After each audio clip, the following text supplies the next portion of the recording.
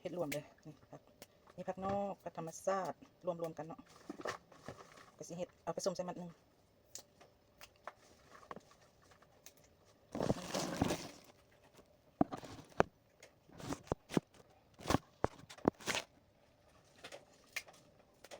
นี่ผักนอกกินก็ซื้อมาหลายผักกินแต่ผักมื้อนี้นะมื้อนี้สิกินผักอาหารสวยจะกินซุปผัก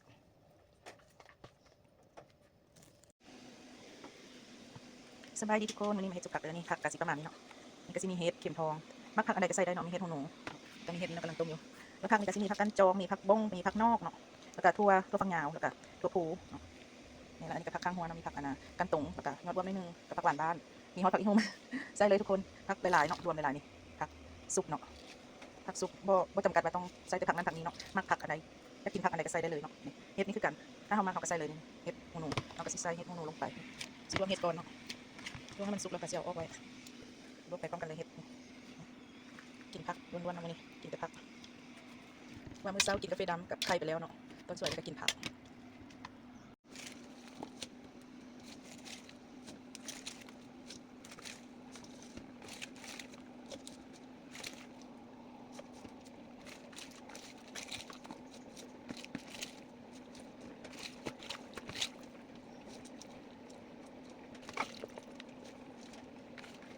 เต็มหม้อเลย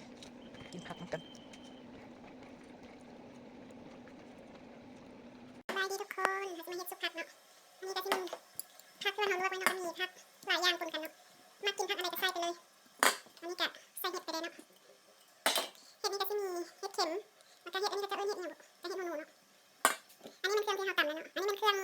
ที่เรามกเขามกเขาจี้นะก็ใส่มะเขือแห้งเลยมันก็เลยดำๆเนาะค่อยจะใส่ข่ากระเทียมแล้วก็ขิงเนาะธรรมดาละเห็นก็จะใส่หอมแดงหอมอย่างนั้นถ้าผู้ใดบ่มักหอมแดงก็บ่ใส่ก็ได้เนาะแต่โดยส่วนตัวค่อยบ่เคยใส่เนาะใส่หอมแดงนะแต่เฮ็ดซุปผักมายังบ่เคยใส่หอมแดงแล้วแต่ผู้มักเนาะผู้มักก็ใส่ผู้บ่มักก็ใส่อันนี้มันโคกใส่เกลือเป็นหัวแล้วเด้อค่อยจะบ่ใส่น้ำปลาเด็กเนาะน้ำปลาเด็กก็บ่ใส่ค่อยใส่เกลืองาเนาะอันนี้มันงาที่เฮาคั่วแล้วโอ้ยเยอะแยะเต็มไปหมดเลย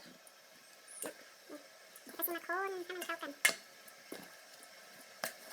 แล้วจะเอาถุงมือแป๊บนึงตั้งไว้นี่ก่อน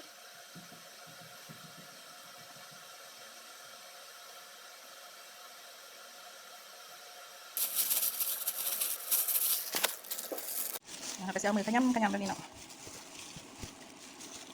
หอมขยำเบิ่งมันพอดีแล้วเราไปปรุงใส่เติมถ้าผู้ใดมักปลาเด็กอะใส่ได้เนาะปลาเด็กนั่นก็ใส่ได้คือกันก็จะแซ่บไปอีกแบบนึงใส่ปลาเด็กเนาะก็จะแซ่บไปอีกแบบนึงแต่ว่าค่อยบ่ได้ใส่เนาะคันว่ามันเค็มมันจางเขาก็เติมน้ำปลาค่อยใส่เกลือแป้งนัวแล้วค่อยบ่ได้ใส่ปลาเด็กเพราะว่าโดยส่วนตัวแล้วนะกับเป็นคนบ่มักกินปลาเด็กนะแต่ว่าคันใส่ก็แซ่บกินได้ก็แซ่บเนาะแซ่บแต่ว่าค่อยบ่มักกินนะปลาเด็กนะเพราะว่าเราไม่ค่อยสบายนะบางทีเป็นกระโหลกกระเพาะเถอะแล้วเขาขดำปลาเรียกนะเนาะขดำของมากของดองอันนี้มันอาหารสวยเด้อสุกผักเด้อสุกผักแบบลาวๆอาหารโปรดของใครเลยอันนี้อาหารโปรดแท้ๆเลยนี่เฮ็ดกินได้เกือบทุกมื้อแต่ว่าค่อยทำบ่ได้ถ่ายคลิปลงคลิปหลังๆก็จะมีแต่สุกผักแหละเนาะไม่เฮ็ดกินนะส่วนใหญ่เฮ็ดสุกผักอันที่ผ่านมาค่อยบ่มักใส่งาเนาะก็จะแบบกีหอมกีหยังแล้วก็ใส่ข่าใส่มะเขือเนาะสีมันอาจจะบ่แดงเด้อเพราะว่าไปใส่อันมะเขือน้อยเนาะไปกินเผ็ดบ่ได้นะโรคกระเพาะขึ้น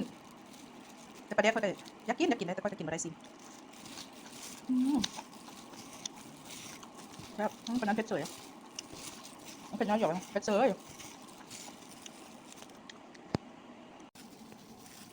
สุภาพนี่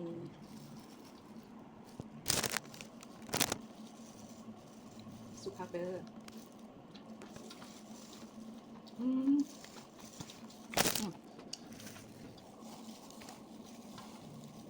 เจ๊ขนาด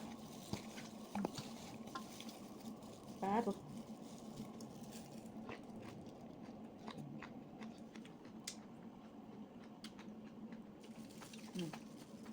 ตัวผู้ไม่ใช่ตัวหนูนะ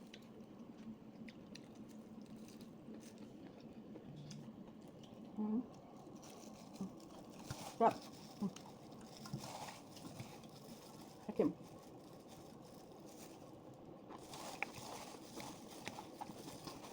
เพื่อสุขภาพด้วย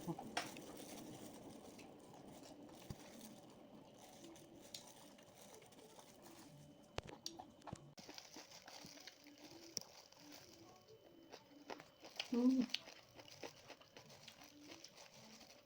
สามบางไงจับไปดิ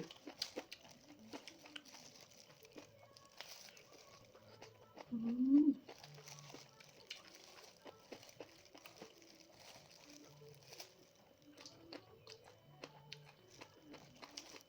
เพื่อสุขภาพยักจอยแล้วกินแบบนี้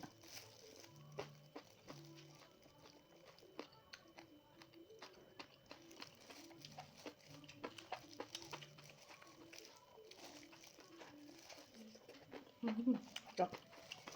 นึ่งเห็ดจะมาเป็นไอเดียนะเผ็ดสวยอืม